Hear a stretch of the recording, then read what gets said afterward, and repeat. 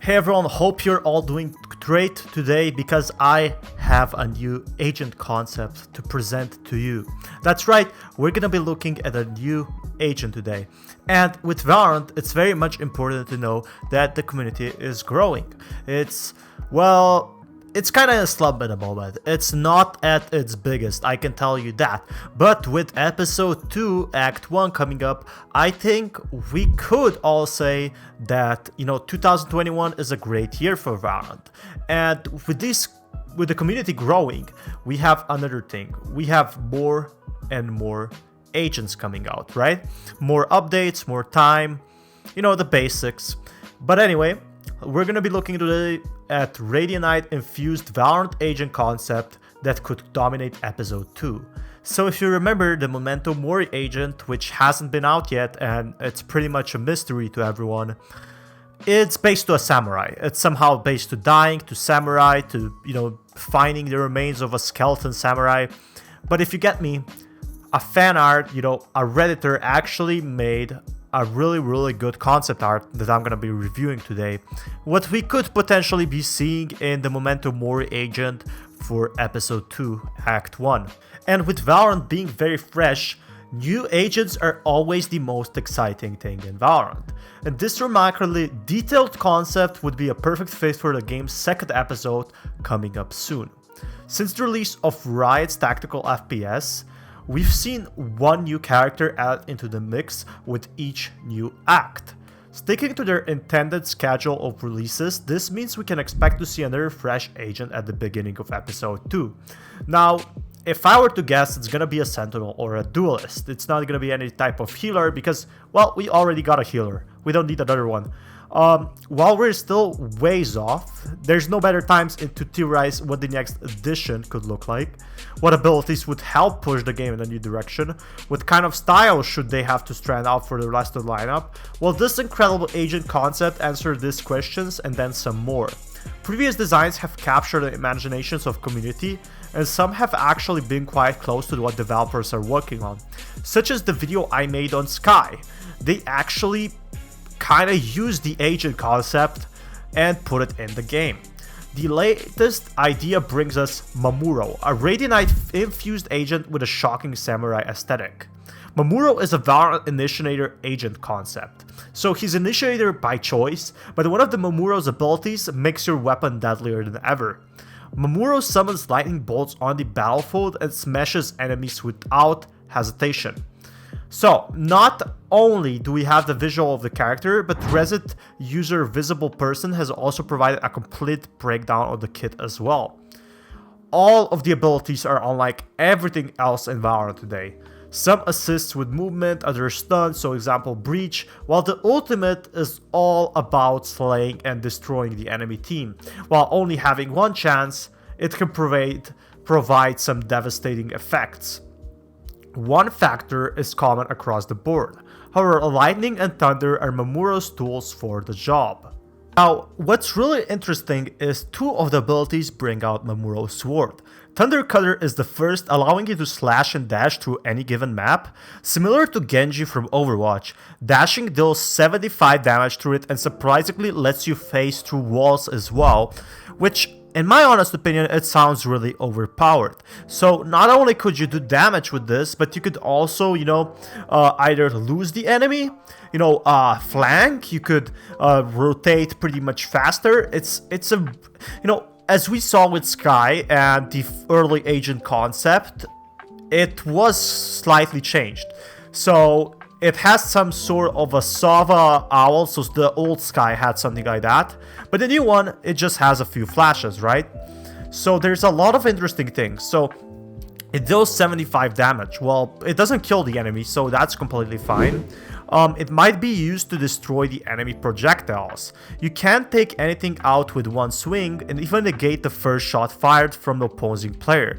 This might be a really good agent to, go against the operator made up. Now we have a lot of more things in this post. Rising Thunder is actually a 7 cost ultimate, so the same points for, Sage's ultimate, one of the strongest ultimates out there, that actually harms you before it can change the course of a round. Upon activating the ability, 50% of your health will be wiped out. Now, if you have 12 health, it will be 6 health. If you have 125 health, it will be, I gotta do my math straight. But seriously, in this process, you're transformed into an electric demon armed with the blade. The blade lets you move faster than usual, gives you a whopping 250 HP, and lets you slash away foes with 50 damage per strike. I couldn't really agree with this ability. Now, this isn't Overwatch, and in Valorant, guns are very prevalent. We don't have melees at all, the knife is barely used, and if you would have stuff like this, why can't Breach use his arm for the melee, or something like that? There shouldn't really be a possibility for the melees to be viable in Valorant so far with how the meta is established. If, guns won't be so strong, sure, but it seems like only guns and actual aim will be prevalent. So I can't really agree that this will be the ultimate. For example, if Riot did it, their ultimate would be, you're like Memento Mori, you're gonna die and then you're gonna respawn, which makes a lot more sense. Now, his ability 1, which Q for overload, means that you equip a discharge of electricity and upgrade different types of weapons. So, again, this is really interesting because this is an ability you have to purchase, right? So left mouse button upgrades allies weapon and right mouse button upgrades yourself. So pistol mark enemies, SMG and AR damage increased by 10% and rifles reload faster. Again, yeah, this could be potentially balanced, but I guess pistols mark enemies. Imagine if you shoot someone through the wall and you just spray it through. I'm not sure if this is alright. And 10% extra damage, that means they're basically a walking Reyna. I couldn't really agree with this. Rifles reload faster. This could be the only thing that could be viable here. Rifles reloading faster could make sense. But the next ability, so E for Thunder Cutter, means that you equip a Blade of Thunder and defeat enemies or destroy a projectile flying at you. Can you really prevent a projectile with this ability? If you can prevent, a raise projectile or a nanoswarm, that would be great. But you have a dash with blade that deals 75 damage and makes a loud sound and allows you to move through walls. Now, this is a bit overpowered, don't you think? Now, right mouse button destroys an enemy projectile with one swing of the blade, or protect yourself from the first shot of an enemy. Well, protection of first shot of an enemy is pretty good for the operator, but for the vandal, not really. How are you gonna counter that?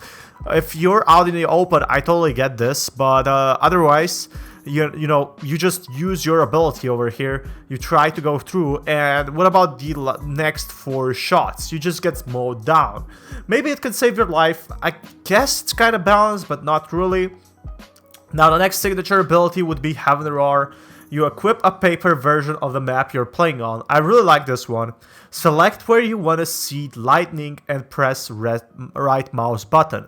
After a 1.5 second cast time, the lightning strikes, dealing 40 damage and blinding enemies. Blind lasts 1.5 seconds. I guess this could be kind of overpowered. I mean, yeah. This is real interesting. Paper version of the map you're playing on? I don't really understand this point, but I guess it could make kind of some sense in reality. Like, it's still a pretty decent thing to have in the game, something new, but 40 damage and spamming, common spots is just a no-go for me.